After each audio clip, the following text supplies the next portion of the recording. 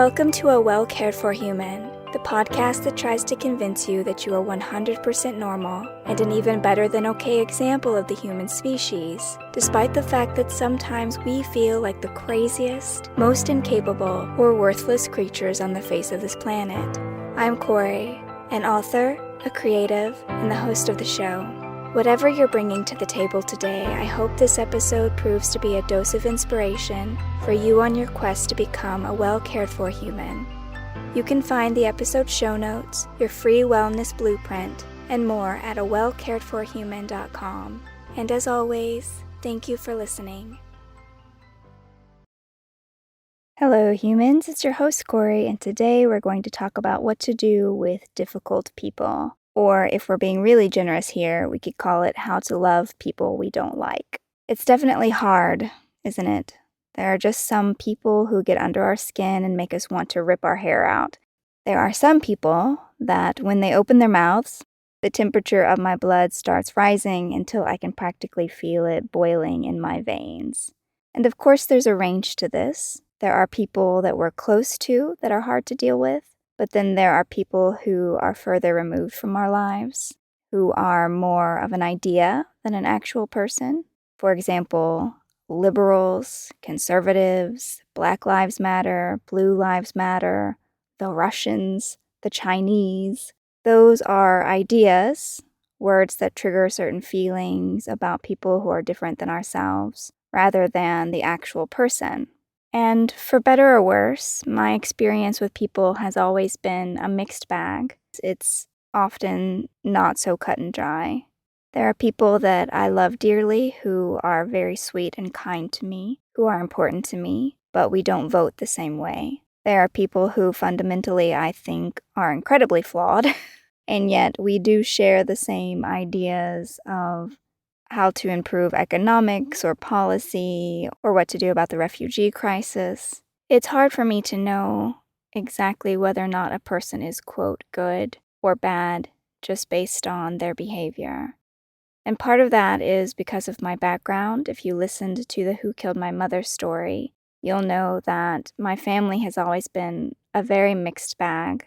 On one hand, there were these beautiful, loving moments, and then at other times, these were horribly dangerous, toxic people. I don't know if I've ever had a relationship with anyone that was purely good or bad. And I'm reminded of this, and where the idea for today's topic came from was because this week I made the mistake of reading through the reviews of Who Killed My Mother, the book on Amazon. Reading reviews is something that an author should never do. But I do catch myself doing it once in a while, and I happen to pop on to the book page for Who Killed My Mother, and most of the stories and responses to that book are very positive. But of course, like any writer, I don't fixate on all the great things that people are saying. I focused on the one negative review that was a little bit higher up on the list, in which someone basically said that it was a story of just another white trash family. And I was really upset to hear that because, of course, no one wants to hear their mother be called trash.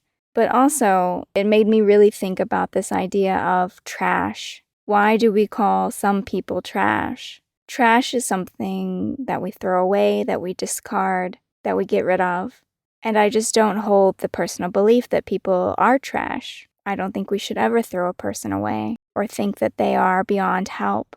And it just reminded me that a lot of people have ideas about who people are without really knowing them. And from the outside, looking at my mother's struggles with mental health, with addiction, with her poverty, I can definitely see how she would be surrounded or shrouded by the idea of white trash to someone on the outside looking in. But you would know that I feel quite differently if you've listened to the Who Killed My Mother podcast. I think my mother's story is much more complex than that. I think her trauma, I think her PTSD, I think her untreated mental illness, all those things that someone would consider, quote, trash-like, really just covered up what an amazing, strong, and beautiful and kind person that she was. So reading that reminded me that there are people who view the world that way. And it made me question and think, why do people so often do that? Why do we align ourselves with certain ideas? I am this, this, and this. They are that, that, and that. And it just affirms from me this notion that people do that to make the world smaller, to make it more manageable, to make it more understandable. Because stories like mine, stories like my family's, there are so many different factors intersecting that it can be really hard to understand how things like that can happen, how lives can turn out like that. And so it's much easier to place the blame or the circumstances on the person rather than look at some of these larger systemic issues that create and sustain generational trauma. So what do we do when we encounter people we don't like? Well, if we're talking about this broader scale, as what I just mentioned, where it's not really a specific person in your life, it's more of an idea. What do you do when you encounter an idea you don't like? It's very possible that you have heard the story about the two wolves that live inside us. There is a wolf of love and a wolf of hate. And this has always been posed to me as a story that an elder native told their grandson. And the grandson asks their elder, well, which wolf will win? And the elder says, the one that you feed. And so I suggest that there are two wolves that live inside us, but one is the wolf of compassion, and one is the wolf of discord, of separation, of other. The wolf of discord is our anger, it's our fury, it's our emotional turmoil. It would be what would drive someone to leave a review calling people white trash, or to get on social media and rant about something that upsets us. That's the wolf of discord. And the other wolf that opposes the wolf of discord is the wolf of compassion. And even the word compassion can sound very frou-frou for some people, but stay with me. Feeding the wolf of compassion is finding a way to relate to someone even when you don't like them. It's understanding that no matter what worldview they have, no matter what beliefs they have, no matter what they do or say, and no matter how much you completely dislike or even hate those things, they're just another person trying to navigate their environment. They're just another person trying to make sense of the world. So as in the case of the person who wrote the shitty review, that is just another person who is trying to make sense of the world around them, who's trying to label, those are bad people. And they need that label because it feels safer to know who are the bad people, who are the good people, so that they can align and build their life in a way that makes sense to them, that feels safe to them. So when I tell myself those things, that's me feeding the wolf of compassion for this person instead of feeding that discord and that otherness. That person will never understand what it was like to have a mother like mine. They'll never understand how beautiful and wonderful she was in so many other ways, so on and so forth. Instead of reacting that way, looking at them as they really are, understanding their capacity for experiencing the world and how different that might be from your own experience. And I use this trying to feed the wolf of compassion for pretty much everyone on the internet who pisses me off. Whether they be politicians or public figures or someone who says something that I think is stupid or crazy one week, so on and so forth, it doesn't matter. Instead of getting myself all worked up and upset about it, I try to feed the wolf of compassion instead and understand that that's just a human having a human experience, and everything that they're saying is coming from the place of how they view the world. It doesn't mean that it's truth, it just means that's how they view the world. And when I accepted that someone else's opinion is just their worldview, it's not truth, it does make it a lot easier to feed the wolf of compassion. Because when I would get upset, so for example, someone calling my mother white trash, to get upset about that, it's because I'm upset that the possibility that that could be true, right? I'm like, how dare you insinuate that that's true? But I don't believe it's true. I don't view my mother that way at all. And I don't believe anyone with an informed opinion would view her that way. And so instead of getting upset about it, and whether that be about my mom or about any other issue that exists in the world that people have a tendency to have opinion about, which, as we know, anyone who spends any time on the internet, that is frequent. Everyone has opinion about everything on the internet. But when people share opinions I don't like, I simply remind myself, all that they are telling me is their worldview. They're not telling me truth. They're not telling me reality. They're just sharing their location services. They've just dropped a pin and told me where they are. That's it. That's all they've done. And so that does make it easier for me to practice compassion. And so when people fire you up, when people start getting you upset about something, yes, absolutely keep signing those petitions. Absolutely call your senators and protest or do whatever you want to do. You don't have to make yourself crazy or give yourself an aneurysm from fury and frustration by assuming that the other person has an accurate worldview or that what they're saying even remotely approaches the truth. You can just treat it as location services. Like that is where that person is. That is what that person adopts as a worldview. It's not any more real than my own experience, which from the Buddhist perspective is nothing. None of us are having real experiences. This is all just a dream. So no need to make yourself upset about it. And I also try to use my reactions to other people as a sensor for what really matters to me. So if I get really upset about something that someone says or that someone does, for example, if someone starts drilling in the Arctic and I don't think they should, or someone starts caging children at the border and I don't think they should, whatever it is, I use that as a means to get clear on what I really care about or what I have an unhealed wound about. If I'm getting upset about something, it's an opportunity for me to identify where I need to do some self-work. There might be something that needs to be healed, or there might be some external work that needs to be done, some sort of cause that I could champion or do what I can to help in some way. I try to just treat it as feedback. If I find something on the internet, there's some difficult people saying difficult things, and it's making me crazy, or at least it's making me feel crazy.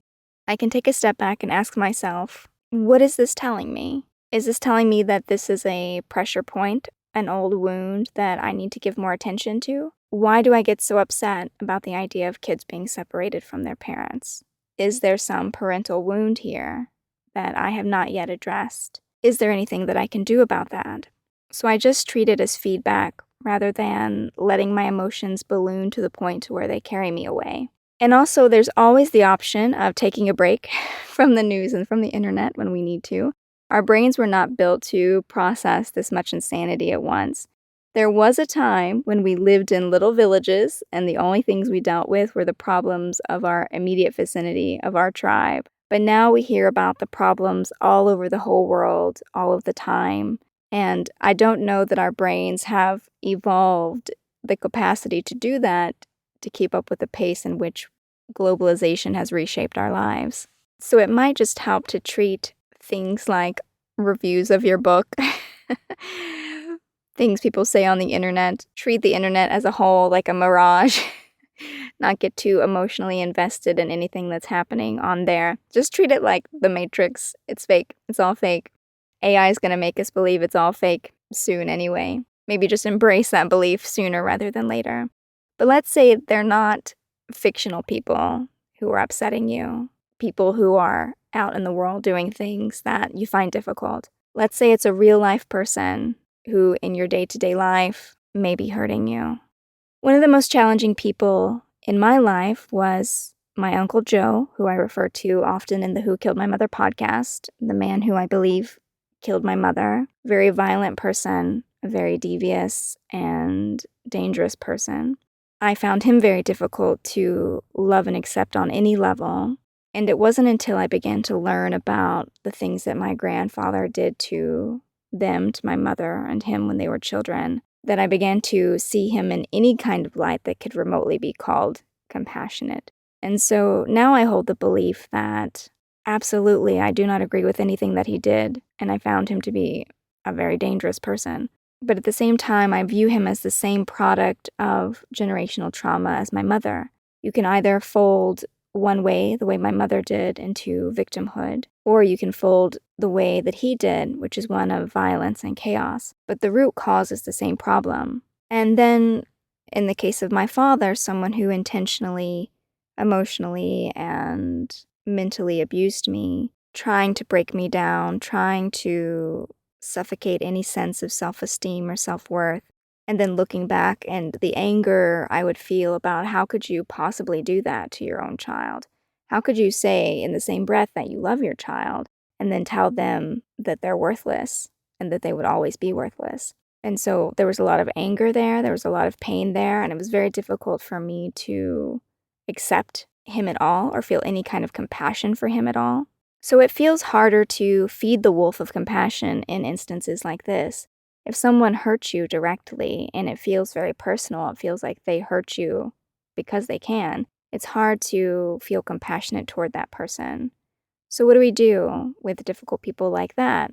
Well, first and foremost, I always argue that we can and should create boundaries.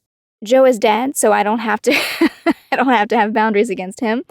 But when he was alive, I would never go to my grandmother's house when he was there. I would never subject myself to his presence. I created a very firm physical boundary so that he could not have access to me, and therefore there was no threat of danger or physical assault.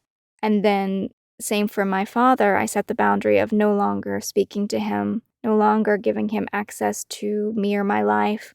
And I have many other episodes on this about setting boundaries, about how to have healthy boundaries with people in your life.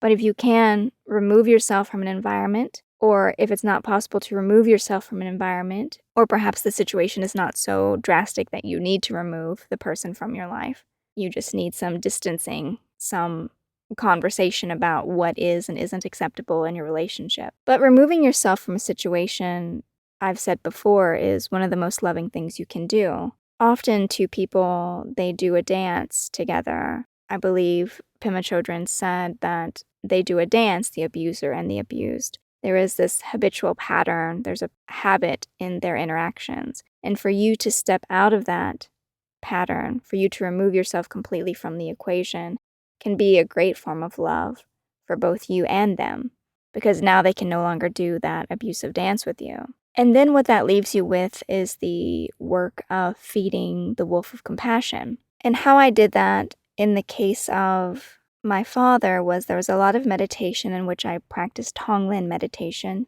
Tonglen, Tonglen. And I encourage you to go look up what that means, learn more about it, practice it yourself. It's also sometimes called sending and receiving practice. It's a great meditation if you're trying to work through some strong emotions. But I also began to, now that he was no longer in my life and could no longer hurt me, I was able to view my father through a more compassionate lens and understand that he was the way he was because he had been severely abused as a child. He had adopted the unhealthy patterns that he had because of that abuse. And I didn't need to have him in my daily life in order to work through what he had done or the difficult emotions that he had created in me and in our relationship. I could bring those to meditation. I could bring them to journaling and contemplation. I could work through them in therapy. I could resolve the work without him in it. And one of the meditation practices that I did so often with him that I found really helpful was shrinking him down to a child. So I would often imagine him saying all the terrible things that he would say to me, but he would do it in his 5-year-old little boy voice. So I have a picture of him from when he was in kindergarten. He's a little kid, no more than 5 years old. Big old head, big ears. He's super cute. And I just imagine this kid saying these horrible things to me. And what I do in this visualization, this meditation exercise, is sometimes I hug him or sometimes I take his little hands and I look him in the eyes and I tell him, I don't know who made you believe these things, but they're not true. And it very much changes the power dynamic between us, which is where I would feel like the little kid and he would feel like this towering figure who knew all and said all. But the reality is that he's that little boy, right? He's the abused, terrorized little boy. And that's why he became the man that he was. And so loving him from a distance, feeding the wolf of compassion from a distance, that's possible even if you don't have someone in your life. So in short, how do we deal with difficult people? We feed the wolf of compassion. We do whatever we need to do to protect ourselves and our well-being, whether that be fully remove ourselves from a situation or just setting and reinforcing daily boundaries, such as, topics we're not going to talk about or things we're not going to do or places we're not going to go together, things like that. And again, you can go back and listen to my boundaries episode if you want more information on that. But boundaries and feeding the wolf of compassion, this is where I've made the most progress when it comes to working with difficult people in my life. Okay, dear human, that is all I have for you today. But before I sign off, I would like to remind you that I have opened up the show to questions. So if you have a specific question or situation you want me to offer my thoughts or experience on, you can always email me at Kory@koryamstrom.com. Otherwise, I will be back next week with another episode of A Well Cared For Human. And until then, please take good care of you. This episode of A Well Cared For Human was written and produced by me, Kory Marie. The music was by Late Night Feeler and Esther Abrami. If you like what I'm doing here, please consider visiting my Patreon. For as little as $1 a month, you get early ad-free access to the episodes, as well as a monthly patrons-only Q&A, bonus videos, and more. Not to mention that your Patreon support lets me know that you find value in the show and want it to continue. You can find me on Patreon by visiting www.patreon.com/Kory Marie. If you can't support the show financially, that is okay. You can still subscribe to the show, leave a review of the show, and recommend the show to your friends, not just the neurotic ones. All of this helps so much. And as always, thank you for listening.